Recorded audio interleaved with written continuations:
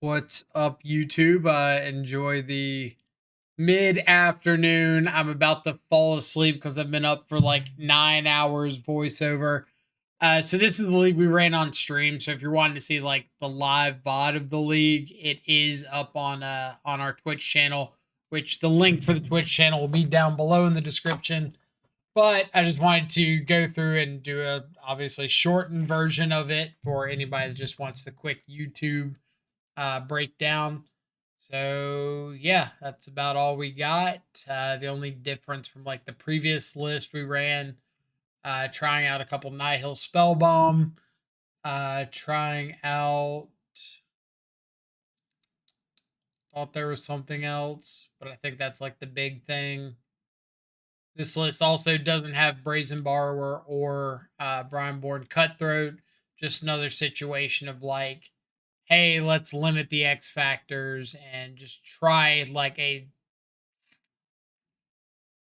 very simplistic, straightforward, repetitive main deck for a little bit as we're like messing around with some sideboard stuff. Just cut out some of the variability. So let's just go ahead and jump into it. Why not?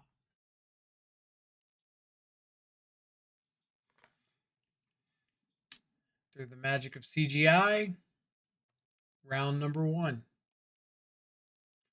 All right, so we do win the die roll. Always super nice. Good opening hand. We have turn one removal spell. We've got a redraw, a couple cantrips really. We've got a charm. I really want to just like get this Esper Sentinel off the board. I know they get to draw a card for it, but I need to have the board clear for like Archmage's charm, stuff like that. It's not like a perfect answer since, like I said, they do get to draw a card. But if I just look at it as Esper Sentinel being like a 1/1 that draws a card with the potential of drawing more in the future, then I feel a little bit better about that removal spell. Could Windmill Slam a Murktide here, but I don't think that's doing a ton for me. I could hold up Drown in the Lock.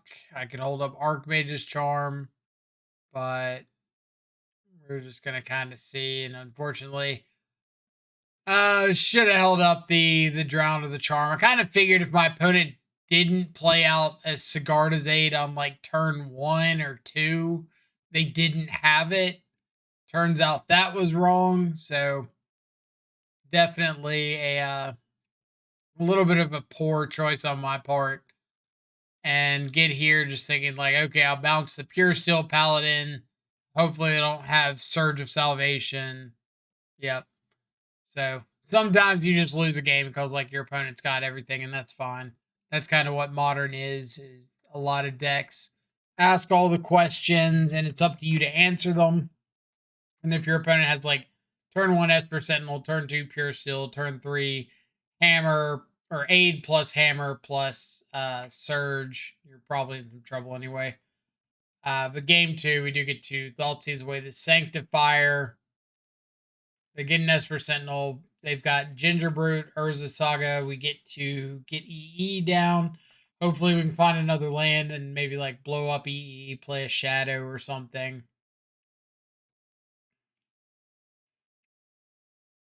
So, little draw go, nothing much to do here.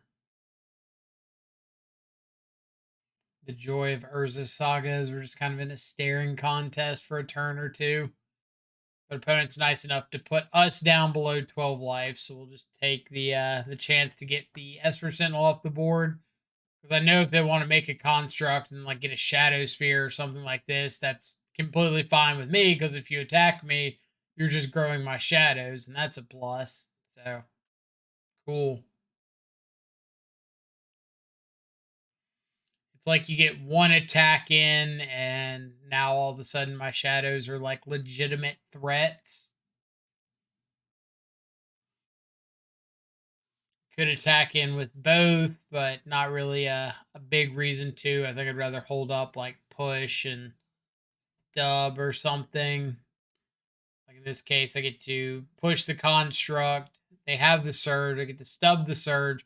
We know one of their last two cards is a Ginger Brute, so We're not too afraid of the follow up, and now we just have like double shadow. We get to play a Murktide out. If we find a land like so, we get to Murktide and hold up drown, or we could drown and try to like pay for the two Esper Sentinels. Um, life life appreciation here. I could fetch and shock and deal 9 off the shadow, put them down to a 1 turn clock to both my shadows. The problem is that plan like completely falls apart with the fact that they have Shadow Spear and Ginger Brute. So all I'd be doing is putting myself down to 4 to not actually speed up the clock at all.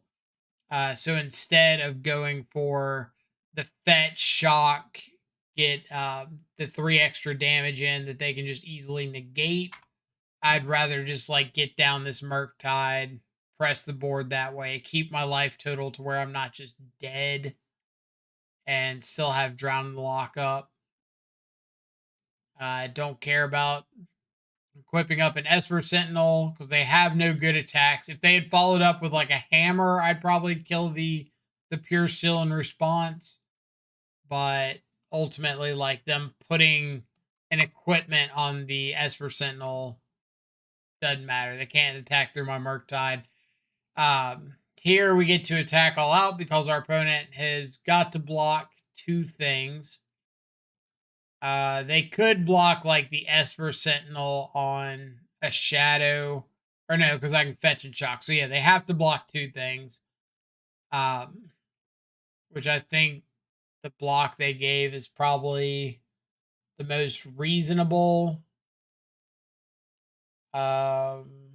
Yeah, because either way they're gonna lose either the pure steel or they're gonna lose 2 artifacts. Both of which are great for me. So I get to kill those dudes, pass the turn. I'm just going to counter any artifact my opponent puts on the stack.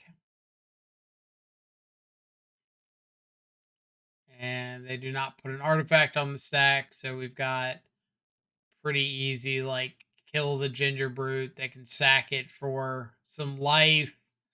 Doesn't matter. They're dead on board. And hiya.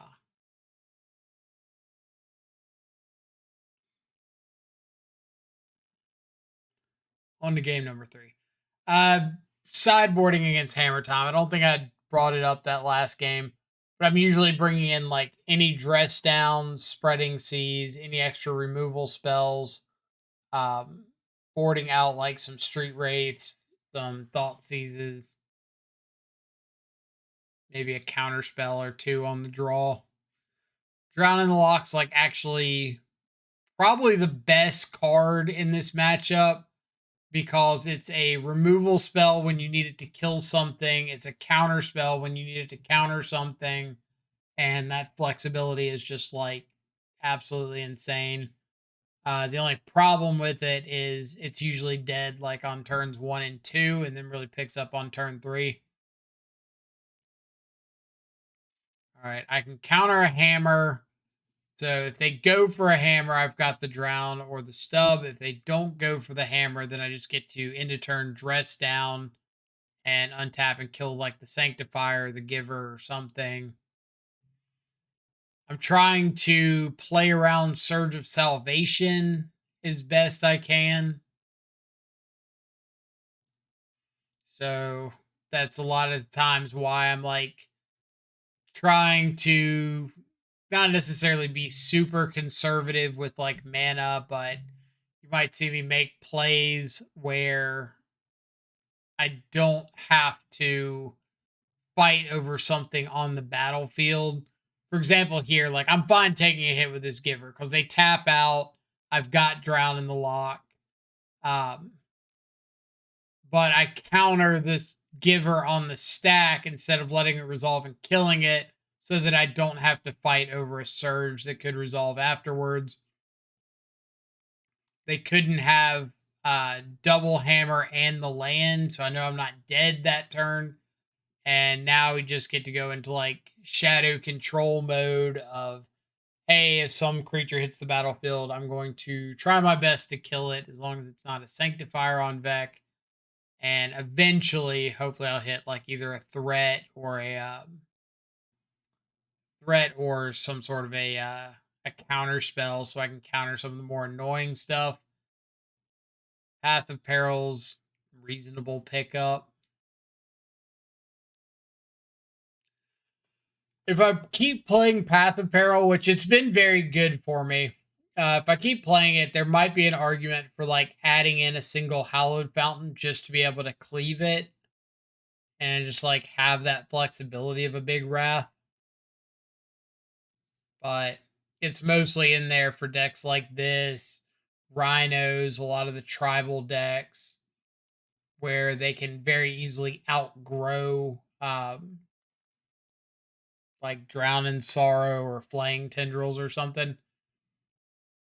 Um, so I do pick up this Turok. Opponent's got the reality chip to kick here, which could be scary if they find something to equip it onto. Unfortunately, I'm tapped out of all my black mana getting this Turok down. So, reasonable follow up. Got to chump block the reality chip, but if they move the hammer, then the chip dies to state based actions. If they don't move the hammer, then we get to untap and just Path of Peril and wipe their board. So, nice little 3-for-1 for us.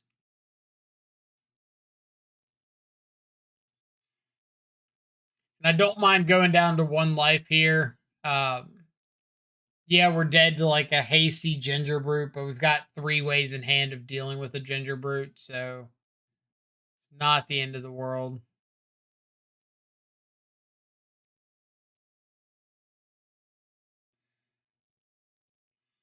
Also, could have gotten my last basic island and fatal push into their turn, but I wanted to get the watery grave so I would have the ability to have double dismember up without needing to pay life. So part of the reason for waiting till my turn. And now we finally found a shadow. So hopefully, with like Drown in the Lock and Stubborn Denial, the 2 dismembers, we should be able to close out the game. This is kind of the strength of this Dimir Shadow deck is you just try to get to a point where you drop down a threat in the game in like 1 or 2 turns and hopefully have a reasonable grasp of the board up until that point. Oh yeah. Gonna pick up a win in game number 1 or match number 1.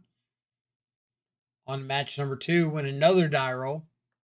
We saw this in the trophy league as well, like winning die rolls, so nice in modern. Okay. I do this a lot and I wish I had like a better explanation for it other than feel of the hand. So there's a lot of times that like I'll have a street wraith and I'll cycle it. And a lot of times that I have a street wraith and I don't cycle it when I'm like in the blind game 1 on the play. And I don't really have a great reasoning for when I do or when I don't. For the most part, it's like, how's the rest of my hand composition? So, for example, if I cycle Street Wraith here and I need to use my removal spells early, then I'm taking a lot of damage because I have Fetch Shock to Fatal Push. I've got to pay 2 or 4 life to dismember. And so once you like tack on the Wraith on top of that, it's a really solid chunk of my life getting taken away just to cast my spells. Um, and if I did find a Thought Seize, like if I cycle Wraith and hit a Thought Seize, and then I have to fetch Shock Thought Seize, and then fetch again and shock in to like not pay life for dismember. That's really, really sketchy territory. So you'll see me in some games like this say, okay, I don't want to fetch right now because I don't even know if I want a thought seize. So instead, I'll wait and see what my opponent's doing because I always have enough life, enough life loss in my hand wrapped up to turn the corner quickly with a shadow. I don't have the ability to like get back the life off an aggressive start, if that makes any sense. Like it's usually always better to be more conservative than more aggressive because if you're too aggressive, then you just run the issue of like, hey, I lost a bunch of life and my opponent like double bolted me and I didn't need to leave myself open to that. But anyway, we got Tron. Chalice is fine because ultimately, like, I'm winning with dress down into another attack. Counterspell and ensnaring bridge. Dress down, hoping to find another counterspell. Uh, could hold up Drown in the Lock, but Drown's like not countering a Karn or a bridge or anything that I really care about. Seems to be some sort of Tron deck or some sort of prison Tron deck. So instead, I decided to play out the Murktide here so that if my opponent has any way, like, I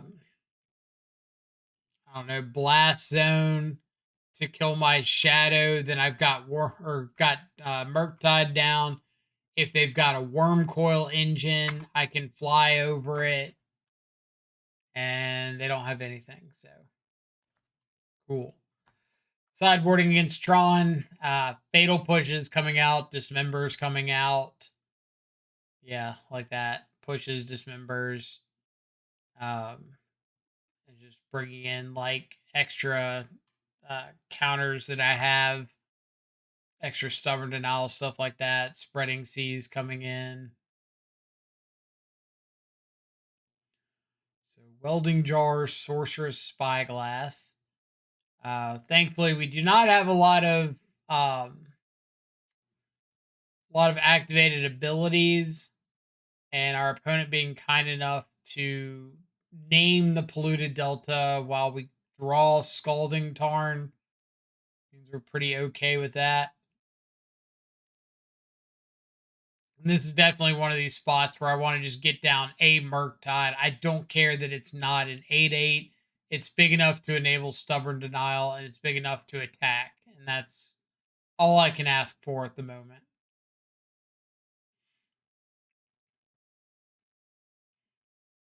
Counter the map to try to buy ourselves a little bit of time. Really nice top deck of the Spreading Seas there, since we get to take out the Saga so they can't tutor up another map right away.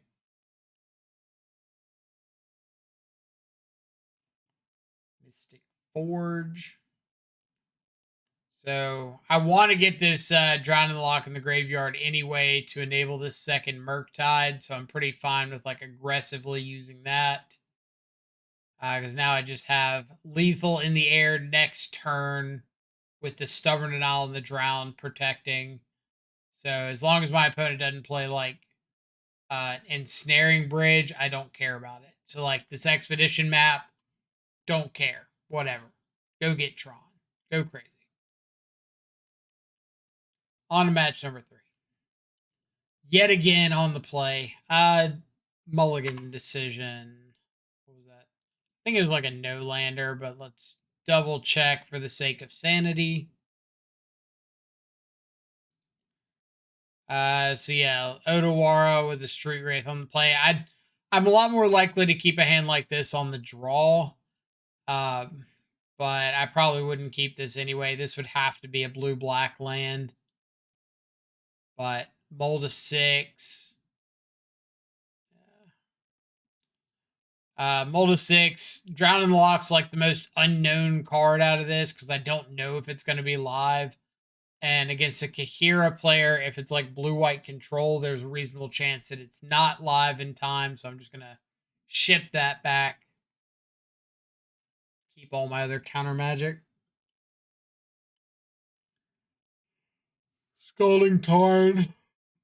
Usually, oh, usually if you see a blue-based fetch out of a Kahira deck, it's more likely to be blue-white control or blue-white X control. If you see a green-based fetch, it's more likely to be elementals. Okay, so let's go over this. I always love pointing these out because these are some of my favorite games to play in Magic. And people who have like watched the stream know that I play against blue white control a reasonable amount of the time. This is the kind of hand that theoretically would make somebody stop playing Death Shadow, right? Like I'm staring down Leyline Bindings, Solitude, Prismatic Ending. The dress down doesn't matter so much, but just a whole bunch of exile, whatever the hell you put on board. I don't have a threat. Let's see how it plays out. Find another Thoughtseize, take another Leyline Binding. Okay. So those are down. I know they got Prismatic Ending, Solitude, dress down, another land. Here at a hand, sure. Drawn unlocks, pretty whatever. So we know their hand is Prismatic Ending, Solitude, dress down, Kahira, unknown. Take the opportunity to draw some cards. Hopefully get them to burn a couple pieces of interaction on this shadow. Like, we expect the hard cast Solitude here. They've got the mana, they got the Solitude. They want to get the threat on board and try to kill us.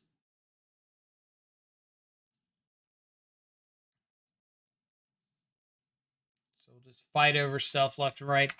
Hall of Heliod's Generosity. Not a card I was expecting. If that was higher on my list for any reason, maybe I wouldn't have taken the Leyline Binding so aggressively, but never would have predicted that card in a million years. But at the same time, we do still just have like a Murktide and a Shadow and stuff. I could counter the dress down, but at the end of the day, the dress down's not killing me. So it's just making my Murktide a little bit smaller.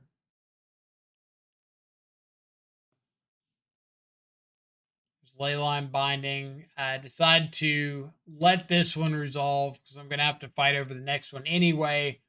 And they might just have to fetch and shock to cast it. So, as such, like, even if I counter the first one, they still get to exile my shadow. So, like, the result's the exact same. Haul back the Leyline Binding. Consider, thankfully, finds us a shadow. I will have to remember for like Hall of Heliod's Generosity decks in the future. That was a little lethal spot there. Obviously, I couldn't have known about Hall when I was initially thought seizing the Leyline Bindings, but in the future when I play against a Hall deck, I probably just need to like leave them with the bindings, let them resolve those as removal because it just shuts off Hall of Heliod's Generosity as like a functioning land.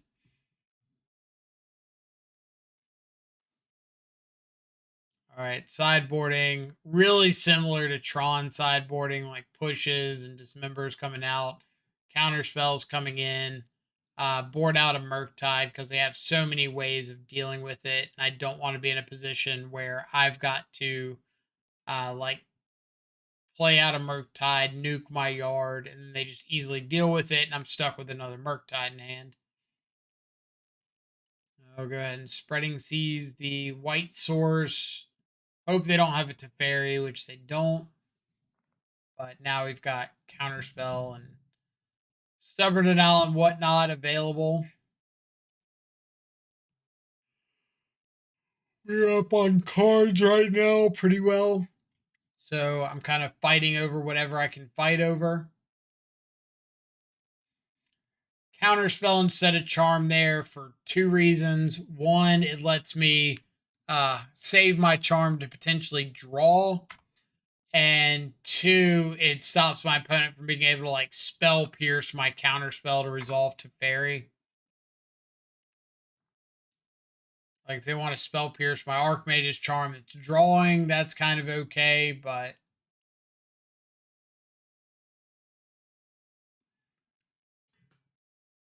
play out the shadow here. Oh, I only play out one because I don't want to get got by Solitude. Like now that I've got extra threats, I don't feel so bad about Solitude, which of course they had it. So if I had played out Double Shadow, I could have put myself in a world of hurt. Thought sees Binding, Kahira, Solitude, Supreme Verdict. I don't really care about Kahira. Uh, Solitude is like annoying if they hard cast, or annoying if they evoke it. Not annoying if they hard cast it, but they do lose a card if they evoke it. Um, Verdict is just like the cleanest answer. So we take Verdict, so at least Counterspell can trade with one of these removal spells. And hopefully, if I have like 2 threats, a Counterspell, and they've got 2 removal spells, I should be the last person standing with something on the board. So they go for the hard cast Solitude here. I was really expecting like go for the Leyline Binding and evoke the Solitude, but either way, we're down to Binding and Kahira. We say sure to Binding, counter the Kahira, and that does it.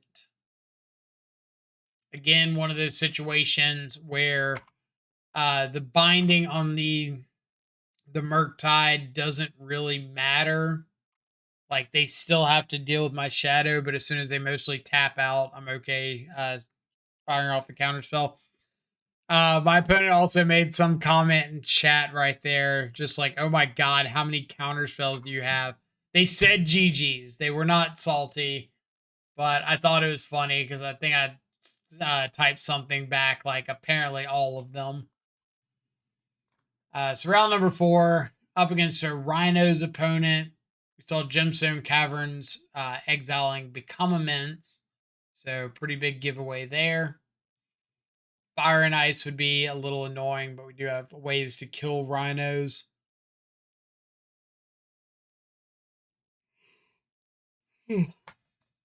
Opponent does not play a Fire and Ice. Instead, they go for a hard cast Brazen Borrower. And my initial thought was there's a reasonable chance that kills me. I could have counterspelled it, but all right. So Thought sees double Force of Negation, Mystical Dispute, Fire and Ice. So if I go for Drown in the Lock on the Brazen Borrower right now, they're gonna just have a way to counter it, or double counter it.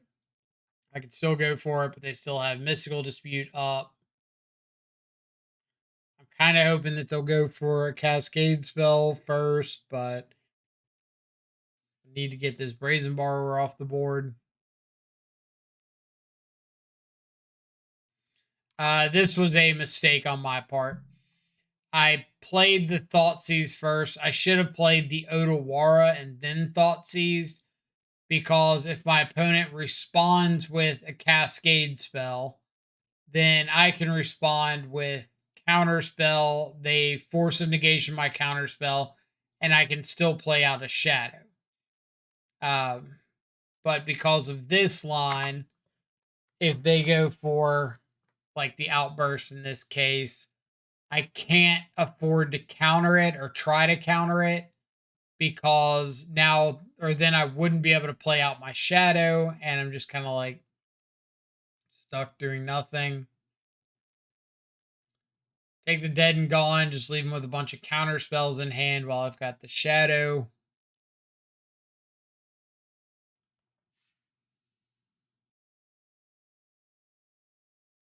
No.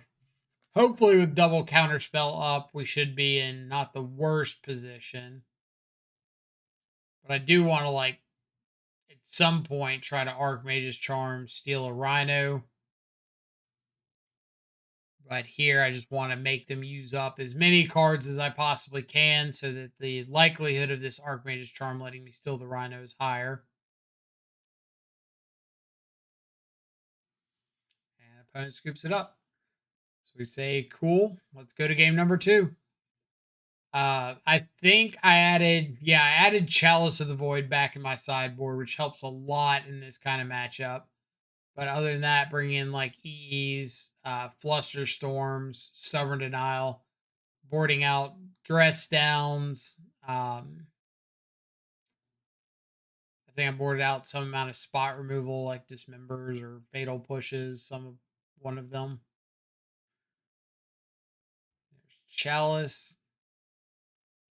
I could go for Thoughtseize, but I'd rather hold up Counterspell unless they have a Petty Theft and they want to try to bounce the Chalice. They do have a Rhinos on Suspend, so like the most important thing to me right now is just protecting this Chalice.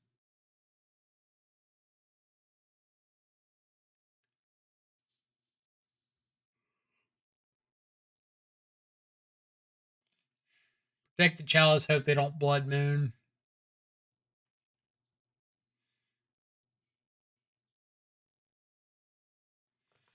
But these are definitely some of the weaker hands I've seen out of Rhinos.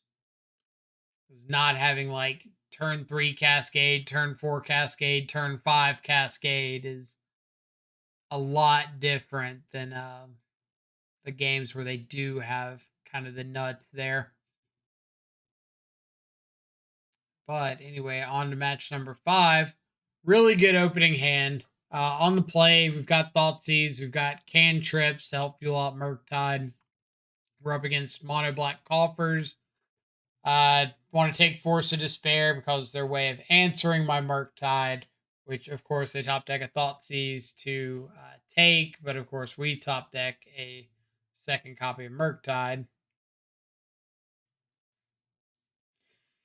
Here we're just doing whatever we can to grow this Murktide as chunky as humanly possible. Cycle of Shadow Doubt, sure. Fatal Pushes, not really where we want to be, but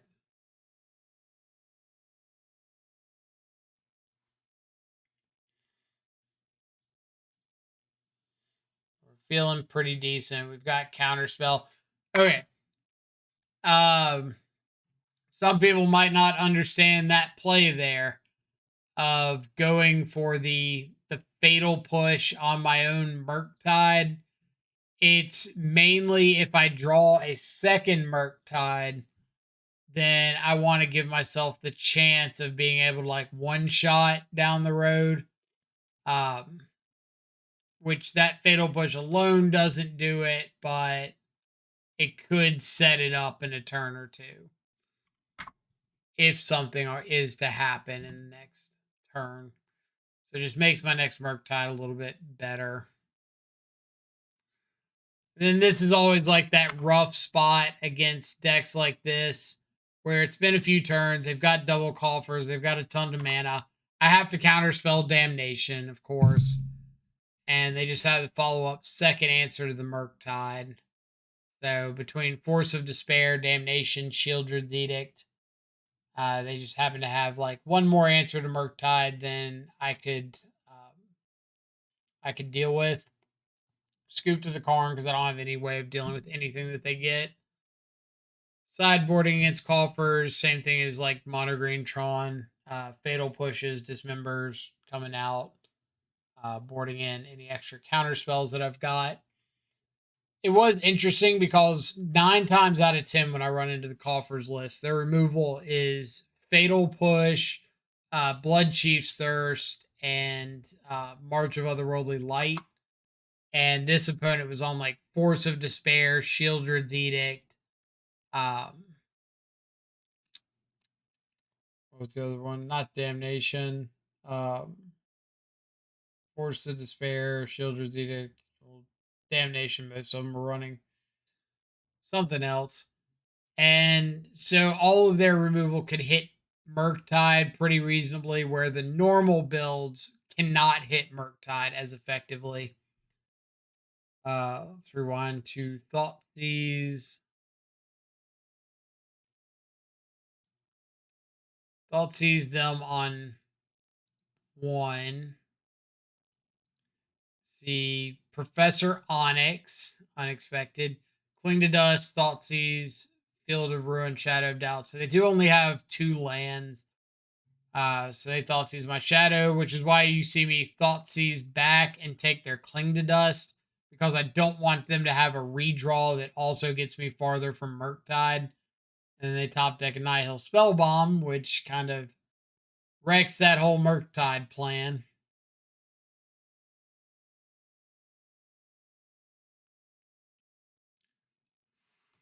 So we're just trying to. Oh, man, I'm yawning today. Trying to refill our graveyard, get some more stuff in. I probably should have just gone for the Consider here. Reasonably, I was expecting my opponent to like Field of Ruin me, and I would have to float the mana, Consider with whatever I floated.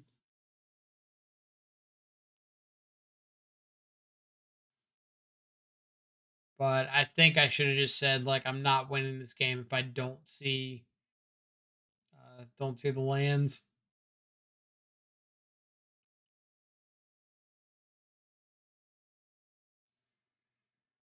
Now we'll play out a Murktide since we've got Stubborn Denial back up. I know they've got a Damnation and a Professor Onyx. Unfortunately, their last card's a Shieldred's Edict, so I know they're going to get to kill my Murktide. Very sad. Could have just put the Street Wraith into play there. Probably should have. Like, any threat's better than no threat, right?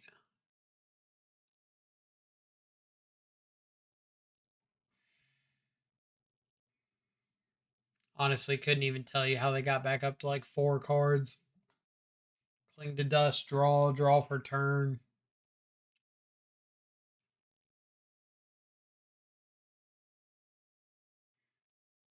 Soft stubbing at Karn the Great Creator like heals my soul.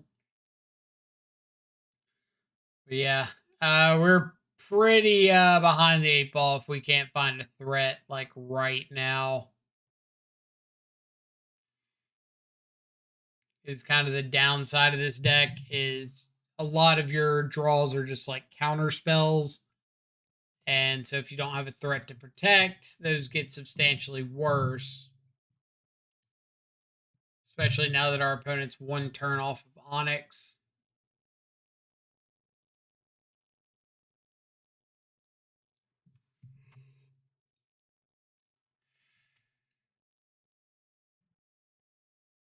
Drown in the Lock.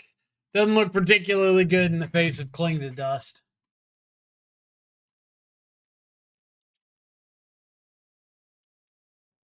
But the exciting world of Draw Go.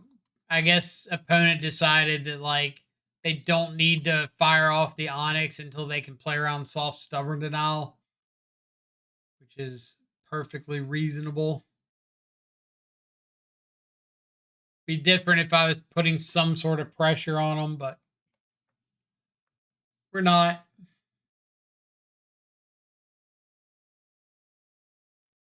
But we can Drown and Lock a 3rd Karn. So threaten, we've got a chance.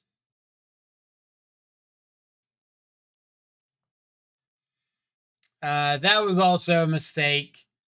I spreading seized the Urborg. Usually I'm wanting to spreading seize like Cabal Coffers or a Field of Ruin effect in this matchup. And I spreading seized the Urborg because I was just like, oh, I'm fine. And it took me off of black, off my fetch lands to be able to counter the Onyx. So punt, but not a game I think I was winning anyway. So take it as you will. Anyway, for the list, the main deck's still fine. Like Brineborn Cutthroat's fine. Without Cutthroat's fine. Um, I've said it in a couple videos now, and I'll keep shouting it. You're gonna win games because of Murktide and Shadow and that core, and Cutthroat is just like an accomplice to that. You're not a blue black Cutthroat deck. So if you decide not to play Cutthroat, it's not going to have like a crazy impact on your win percentage. I've just liked Cutthroat because it does give you a little bit of an extra bump in the unfair matchups where you just need a clock. Um, Other than that, yeah, deck's been pretty fun, pretty consistent. So no big issues there. If you have any questions, comments, feel free to leave them down below. Otherwise, hope you all have an awesome rest of your week. Stay safe, enjoy some good food and company. As always, if you're not subscribed to the channel, consider leaving a subscription. Greatly helps to promote the channel. Let us know that what we're doing is what y'all want to see. Otherwise, drop a like if you're enjoying the videos. Adios for now.